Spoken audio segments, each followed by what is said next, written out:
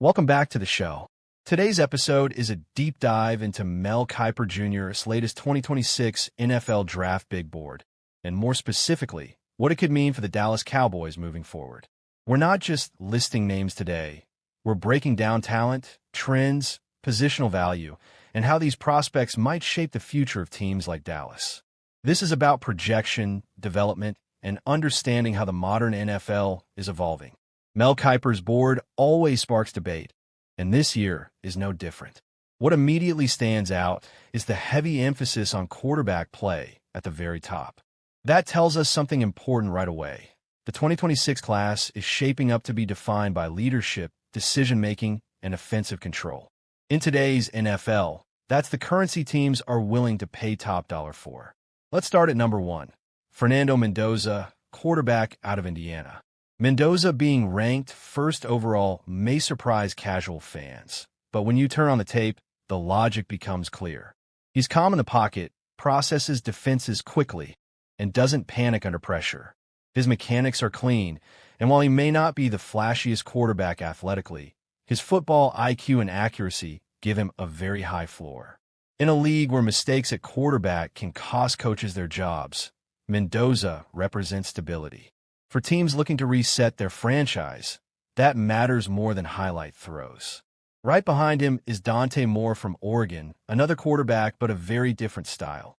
Moore brings more natural arm talent and creativity. He can extend plays, attack downfield, and thrive in modern spread concepts. However, his game is still being refined. Decision-making consistency will be the key factor that determines whether he challenges Mendoza for QB1 status by draft time. From a Cowboys perspective, even if quarterback is an immediate need, this kind of talent always forces front offices to evaluate long-term options. And number 3, we see the first non-quarterback, Jeremiah Love, running back from Notre Dame. Running backs rarely crack the top 5 anymore, which tells you just how special Love is viewed. He combines vision, burst, and balance in a way that translates cleanly to the NFL.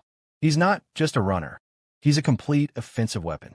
In Dallas, where offensive balance has historically been crucial, a player like Love would immediately raise questions about how teams value elite running backs in a modern game.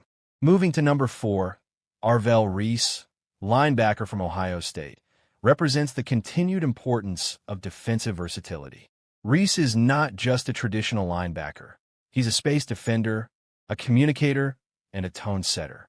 He can cover tight ends, shoot gaps, and quarterback the defense. For teams like the Cowboys, who have invested heavily in defensive speed and flexibility, Reese fits the profile of what modern defenses demand. At number 5, Francis Mauigoa, offensive tackle from Miami, reminds us that the trenches still matter.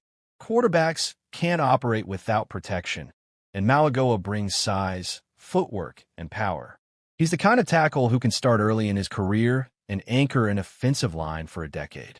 Dallas has always valued strong offensive line play, and prospects like Mauigoa will always be on their radar. Number 6 is David Bailey, edge rusher from Texas Tech. Bailey's ranking reflects the NFL's obsession with pass rushers, and for good reason. He's explosive off the line, relentless, and disruptive even when he doesn't record a sack. Edge defenders who can consistently pressure quarterbacks are among the most valuable assets in football, and Bailey fits that mold perfectly. Rounding out the top 7 is Caleb Downs, safety from Ohio State. Downs being this high shows how much the safety position has evolved. He's not just a deep defender.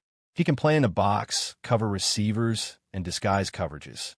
For a Cowboys defense that values interchangeable pieces in the secondary, Downs will be a chess piece with endless possibilities. Now let's shift specifically to other 2026 prospects linked to the Dallas Cowboys. C.J. Allen, inside linebacker from Georgia, ranked as ILB3, is another example of SEC defensive excellence. He's physical, disciplined, and battle-tested. Georgia defenders often enter the NFL more prepared than most, and Allen's instincts make him a reliable option in the middle of a defense. T.J. Parker, edge linebacker from Clemson, ranked OLB2, brings speed and length. Clemson has a history of producing NFL-ready defenders, and Parker fits that tradition. His ability to rush the passer and drop into coverage makes him especially appealing in hybrid defensive schemes. Cassius Howell from Texas A&M, ranked OLB 3, is a high-upside prospect. He's raw in some areas, but the athletic traits are undeniable. For a team like Dallas that has shown confidence in developing defensive talent, Howell could be a long-term investment. In the secondary, Avion Terrell, cornerback from Clemson, ranked CB3, stands out for his technique and competitiveness. He's comfortable in man coverage and doesn't shy away from physical matchups. Cornerbacks who can hold up one-on-one are extremely valuable, especially in playoff football. Finally, Brandon Cisse, cornerback from South Carolina, ranked CB4, rounds out the group. Cisse is a player who continues to rise as evaluators look deeper into his tape. He's fluid, intelligent, and improving every season. Players like this often outperform their draft position. When you look at Mel Kiper's board as a whole, a clear pattern emerges. Versatility, intelligence, and positional value are driving evaluations. This isn't just about raw athleticism anymore. It's about how players fit into complex systems and how quickly they can contribute. For the Dallas Cowboys, the 2026 draft class presents opportunity. Whether it's reinforcing the defense, preparing for long-term offensive transitions, or simply adding elite talent, this board gives us a preview of the decisions that will define the next era of the franchise. And that's what makes draft analysis so fascinating. It's not just about predicting picks. It's about understanding the future of the game itself. Welcome back to the show. And today we're diving deep into one of the most important conversations surrounding the Dallas Cowboys as they move into the offseason, a conversation that sits right at the intersection of ambition, timing, roster construction, and the reality of the NFL business, because the Cowboys made it very clear at the trade deadline this past season that they were not content to sit on their hands. They wanted to make a move. They wanted to push chips toward the center of the table.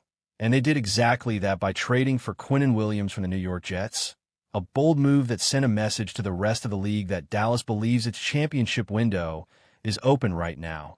But as aggressive as that move was, it also opened the door to even bigger speculation, because all season long there were persistent rumors that the Cowboys were monitoring the situation in Las Vegas with Max Crosby, one of the most dominant defensive ends in football, a player who embodies intensity, production, and leadership. And when Crosby's season ended with visible frustration and reported tension between himself and the Raiders organization, those rumors didn't die down, they exploded. And suddenly the question wasn't if Dallas would make another move, but how far they should be willing to go. And that brings us to the heart of today's discussion. Because while fans dream about pairing Micah Parsons with Max Crosby and creating the most terrifying pass rushing duo in the NFL, not everyone inside the Cowboys media ecosystem believes that's the smartest path forward, including two well-known voices on Dallas Sports Radio, Sean Sharif and RJ Choppy from 105.3 The Fan, who recently had a fascinating conversation about what the Cowboys actually need a defensive end, and more importantly, how they should go about getting it. And their take might surprise some people, because while they fully acknowledge that Max Crosby is an elite, game-changing player, they both argued that if you zoom out and look at the full picture, the better move for Dallas would be to pursue Trey Hendrickson instead. And that difference in approach says a lot about how this team should be thinking about its future, because the core issue isn't talent, it's cost. And in the NFL, cost isn't just measured in dollars. It's measured in draft picks, flexibility, and time. And Sean Sharif made it very clear where he stands when he said flat out that he is not willing to trade what it would take to get Max Crosby to Dallas, emphasizing that instead of mortgaging the future, the Cowboys should simply go out and sign Trey Hendrickson in free agency without giving up a single draft pick, and that point alone is worth unpacking slowly, because Max Crosby would almost certainly require at least one first-round pick, possibly more, along with a massive contract extension, whereas Hendrickson, as a free agent, would only cost money, and money, while significant, doesn't strip your roster-building tools the way lost draft capital does. And RJ Choppy echoed that sentiment, pointing out that people may have forgotten that Hendrickson is simply available, sitting there on the open market, and that Dallas could realistically offer him a 2- or 3-year deal, get high-end pass rush production immediately, and still walk into the draft with both of their first-round picks intact, which is a massive advantage when you're trying to sustain competitiveness. And yes, Choppy admitted that Hendrickson is not as good as Crosby in a vacuum. And yes, he acknowledged that Hendrickson is coming off an injury. But he also made it very clear that under no circumstances would he sacrifice first-round draft capital for Crosby, especially given where this team is right now. And that leads us into the age conversation, because one of the immediate counterarguments to signing Trey Hendrickson is that he's 31 years old. And in NFL terms, that's not young, especially for an edge rusher who relies on explosiveness and power. But Sean and RJ dismissed the concern rather quickly, and the reason they did is actually very telling about how they view the Cowboys championship window. Because when you look at the roster honestly, you see that Dak Prescott is also in his 30s, and while he's still playing at a high level, the reality is that quarterbacks don't get younger, contracts get bigger, and injury risk increases every year.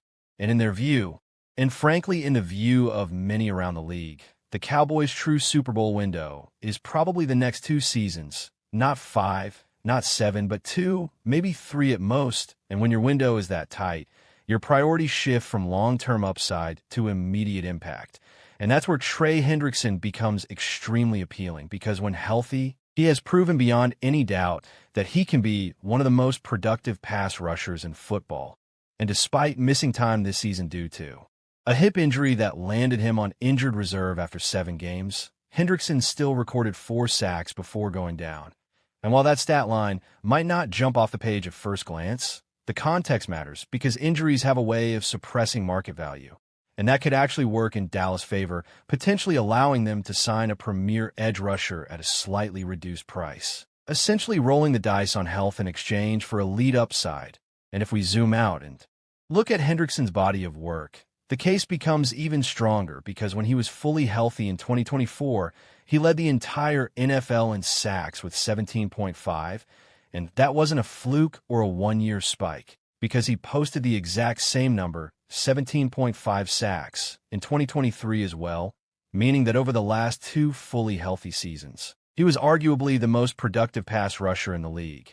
And over 5 seasons with the Cincinnati Bengals, he's totaled 61 sacks, a number that puts him firmly in elite company. And when you imagine that level of production lining up opposite Micah Parsons, it's not hard to see why Sean and RJ believe this could be the smarter, cleaner, more efficient move, because you're not just adding sacks, you're changing protections, forcing offenses to pick their poison, and creating more one-on-one opportunities across the defensive front. And all of this circles back to the broader philosophy question facing the Cowboys this offseason, which is whether they want to go all in the most dramatic way possible by swinging a blockbuster trade for a superstar like Max Crosby, or whether they want to take a slightly more disciplined approach, leveraging free agency to address their biggest needs while preserving draft capital to keep the roster deep and flexible. And there's no denying that Crosby would be electric in Dallas. There's no denying that his motor, leadership, and production would elevate the defense instantly. But there's also no denying that the price would be enormous. And when you consider the age of the core players, the limited championship window, and the importance of maintaining first-round picks to inject young talent into the roster, the argument for Trey Hendrickson becomes not just reasonable, but compelling, because championships are rarely won by winning headlines in March. They're won by building balanced rosters that peak at the right time. And if the Cowboys believe their time is now, then adding a proven elite pass rusher without sacrificing future assets might be the exact kind of calculated risk that pushes them over the top. And as this offseason unfolds, all eyes will be on Dallas. The Dallas Cowboys are officially at one of the most important crossroads they've faced in years. And it isn't about a quarterback, a draft pick, or a blockbuster trade. It's about leadership, philosophy, and whether this franchise truly understands how deep the defensive hole has become. The search for a new defensive coordinator is now fully underway, and the names coming through the doors of the Star tell a very clear story. Dallas knows it cannot afford to get this hire wrong. Over the past few days, the Cowboys have already conducted 3 interviews, speaking with Minnesota Vikings defensive pass game coordinator Durant Jones. Cleveland Browns safeties coach Ephraim Bonda, and Denver Broncos defensive pass game coordinator Jim Leonhard. On the surface, those names may not jump off the page to casual fans, but they reflect a deliberate shift in thinking. These are not legacy hires. These are not splashy, brand-name coordinators being brought in for optics. These are teachers, schemers, and developers. Coaches who have worked in modern defensive systems and have been tasked with solving passing games in an era where stopping the pass is the entire ballgame. At the same time, the Cowboys did attempt to swing higher. They requested permission to interview Atlanta Falcons defensive coordinator Jeff Ulbrich, a respected defensive mind with head coaching experience and a reputation for physical, disciplined football. That request was denied. Atlanta, now searching for a new head coach after firing Raheem Morris, another potential Cowboys candidate, chose to keep Ulbrich in-house. That denial matters because it highlights the competition Dallas is facing. Good defensive coaches are not sitting around unemployed. They are either being promoted, protected, or aggressively pursued elsewhere. And that brings us to the name hovering over this entire process, Brian Flores. Flores is the type of candidate who changes the temperature of a room the moment he becomes available. He is currently the defensive coordinator of the Minnesota Vikings, and his work there has been nothing short of remarkable. In a league that is increasingly built around spacing, tempo, and quarterback comfort, Flores has consistently found ways to disrupt timing, confuse protections, and manufacture pressure without elite personnel. His defenses are aggressive, unpredictable, and unapologetically attacking. This week is critical because Flores is now free to interview for defensive coordinator positions after completing head coaching interviews last week. That distinction matters. Flores is not looking for just any job. He is looking for the right job. And more importantly, he is likely looking for a promotion, not a lateral move. If a head coaching opportunity materializes, that will almost certainly be his priority. But if it doesn't, Dallas becomes one of the most fascinating options on the table. A high-profile franchise with immense pressure, significant resources, and a defense that is desperate for structural repair. According to Calvin Watkins of the Dallas Morning News, the Cowboys are far from finished with their search. After completing interviews with Jones, Bonda, and Leonhard, the organization plans to bring in additional candidates next week. Jim Leonhard, who spoke with the team on Saturday, was the final interview of the initial group, but not the final interview overall. This is not a rushed process. This is a franchise that understands the magnitude of the decision in front of it. And that magnitude becomes painfully clear when you look at the numbers. The 2025 Dallas Cowboys defense was not just bad, it was historically bad. They ranked 30th in the NFL in total defense, allowing 377 yards per game. That alone would be concerning, but the deeper you dig, the worse it gets. Dallas surrendered a league-high 60 total touchdowns. 60. That is not a schematic hiccup. That is a systemic failure. Against the pass, the Cowboys were dead last in the league. 32nd. They allowed 251.5 passing yards per game and 35 passing touchdowns, the second most in the NFL, trailing only the New York Jets. And here's the detail that makes it even more alarming. The Jets failed to record a single interception in 2025. Dallas, meanwhile, was not far behind in terms of ball production.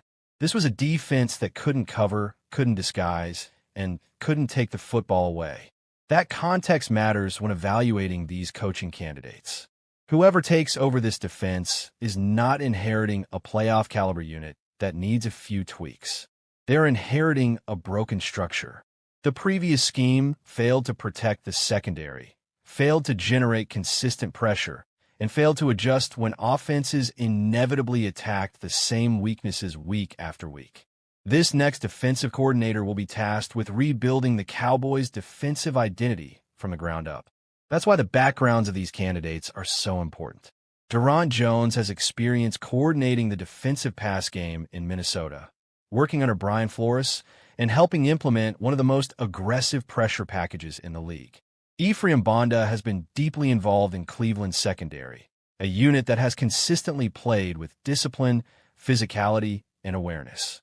Jim Leonhard, a former elite safety himself, has built a reputation as one of the smartest defensive minds in football, particularly when it comes to coverage, disguise, and communication on the back end. But Flores remains the standard bearer. If Dallas can land Brian Flores, it would signal a genuine commitment to fixing what's broken. Flores does not run passive defenses. He does not sit back and hope his corners hold up. He attacks protections, forces quarterbacks to identify pressure pre-snap, and lives with the risk that comes with aggression. For a Cowboys defense that spent all of 2025 on its heels, that philosophical shift alone would be transformative. Of course, the challenge is convincing Flores that Dallas is the right place. This is a franchise with immense expectations, constant scrutiny, and an ownership structure that is deeply involved in football decisions. Not every coach wants that environment. Flores, in particular, values autonomy and trust. If Dallas is serious about him, the pitch cannot just be about brand or resources.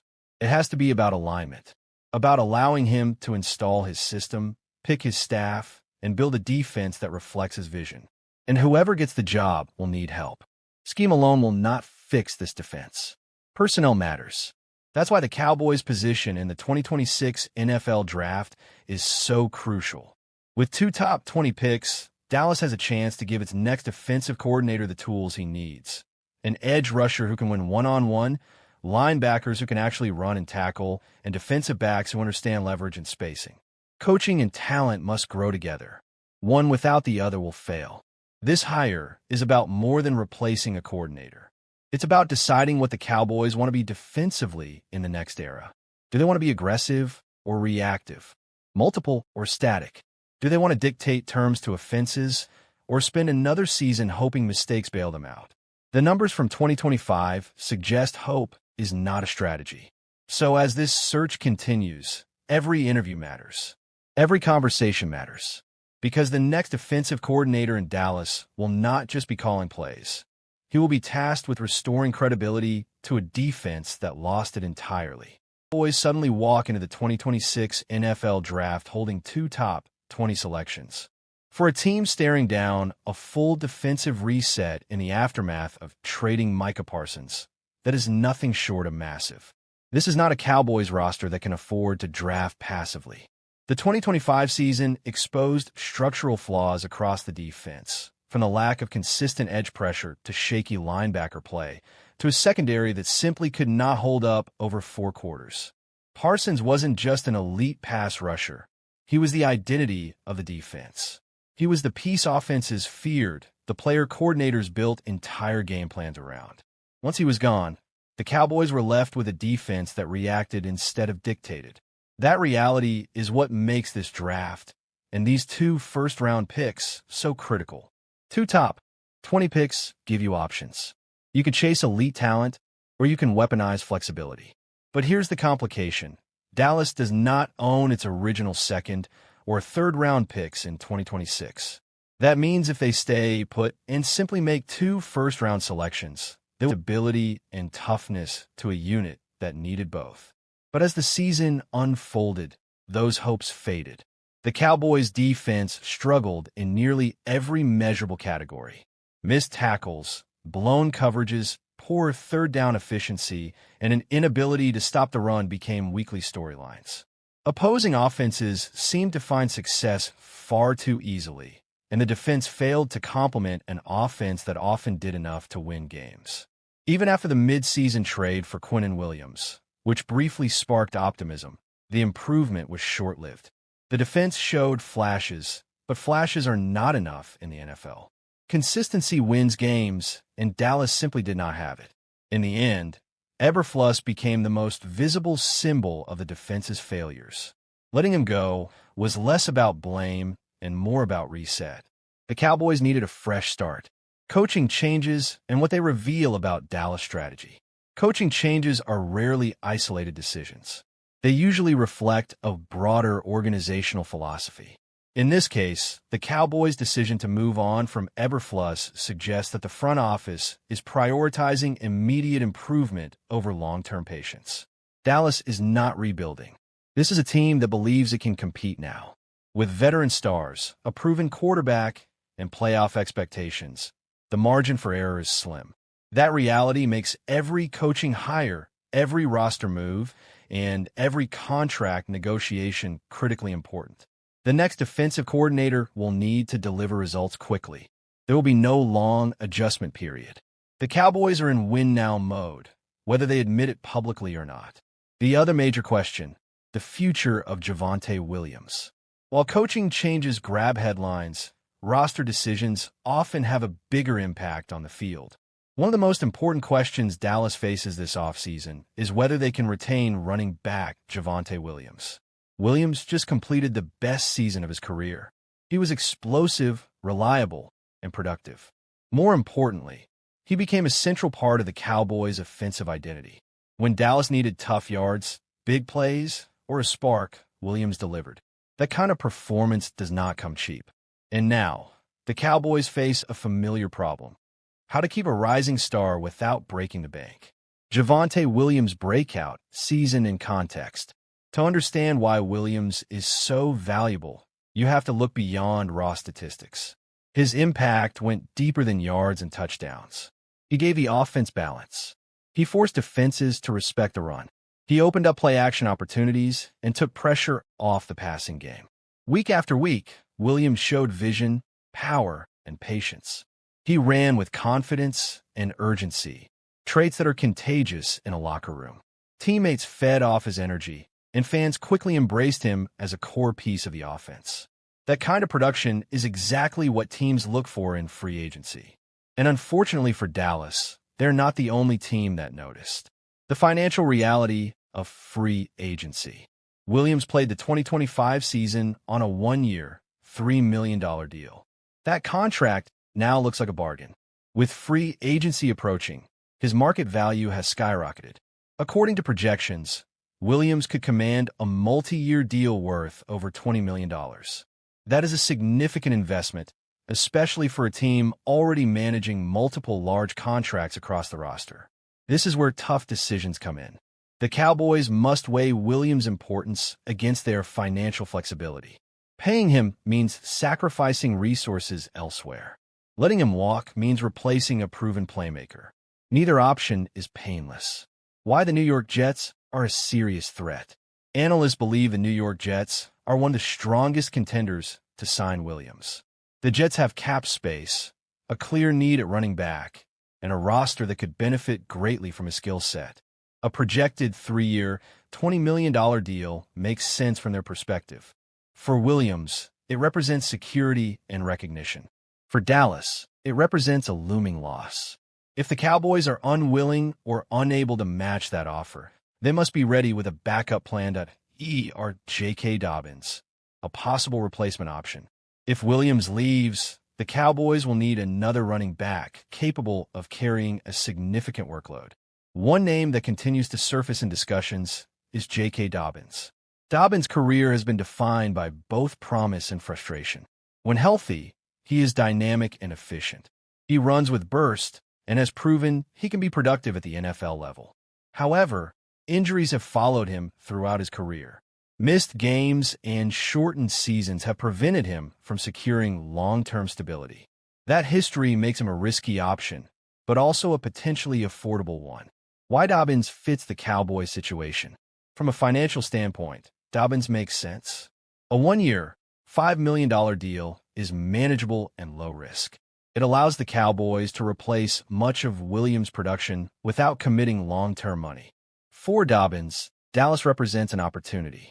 A strong season behind a solid offensive line could rebuild his value and position him for a bigger contract in the future. The Dallas Cowboys officially closed the book on their season Wednesday afternoon, holding their season-ending news conference. And, as always when Jerry Jones speaks, there was a lot to unpack. Beyond the usual end-of-year reflections, one message stood out clearly. The Cowboys believe change is coming, and this time, it could be big. Jerry Jones made it clear that the organization is ready to do what he called dramatic things this offseason. And perhaps even more surprising, he openly said that finances will not stand in the way. Jones spoke honestly about the disappointment of the season and the urgency to improve immediately. He told reporters that the incentive is there to, in his own words, bust the budget if that is what it takes to get results right now. That statement alone signals a major shift in tone for a franchise that, in recent years, has often been accused of being too cautious. According to Jones, the Cowboys are not interested in standing still. They want to be better, and they are willing to take controversial paths to make that happen. He pointed to the Micah Parsons trade as an example of the kind of bold decision the team is willing to make. That move was not made to save money or avoid competition. As Jones explained, it was done with winning in mind, even if it meant upsetting fans and inviting criticism. He emphasized that moments like this demand difficult choices, and that this offseason could bring more decisions that may not be universally popular but are designed to push the team forward. Perhaps the most eye-catching part of Jones' comments was his insistence that money will not be a limiting factor. He said the Cowboys will do everything possible to keep the team strong, competitive, and entertaining.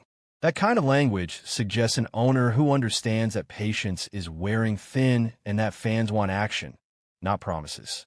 It also hints that Dallas may finally be ready to abandon its reputation as a conservative spender. If the Cowboys truly follow through on this approach, the possibilities are significant. According to Cowboys Wire's KD Drummond, Dallas could open up as much as $147 million in salary cap space if they restructure contracts and make the right moves. That amount of financial flexibility would completely change how the Cowboys operate in free agency. It would allow them to re-sign key players like George Pickens and Javonte Williams, while also aggressively pursuing outside talent to upgrade the roster. Trades could also be part of this new aggressive strategy. Dallas was active on the trade market last year, with mixed results, but that experience may encourage them to explore similar opportunities again. Names like Max Crosby have already been floated by fans and analysts, though for now, it remains speculation. Still, the fact that such discussions even feel possible reflects a shift in how the Cowboys are being perceived. The most encouraging takeaway from all of this is the sense that the organization may have finally recognized its biggest flaw: doing too little for too long. For years, Dallas relied on bargain signings and internal development, hoping that small, low-risk moves would eventually pay off. That approach has not delivered championships, and it appears the Cowboys are ready to try something different. Of course, words are easier than actions. Cowboys fans have heard bold promises before, including talk of going all in, only to see minimal follow-through. That history is why skepticism remains. Still, this moment feels different. The tone is stronger, the language more direct, and the willingness to spend more openly acknowledged. Now, the pressure is on. This offseason will reveal whether Jerry Jones' comments were a genuine turning point or just another offseason storyline. If the Cowboys truly embrace aggression in free agency, the draft, and the trade market, this could be the most important offseason the franchise has had in years. Only time will tell how it all plays out, but one thing is clear: the Cowboys are promising action, and the NFL world will be watching closely to see if they finally deliver. Welcome in, and take a moment to really sit with this, because sometimes in the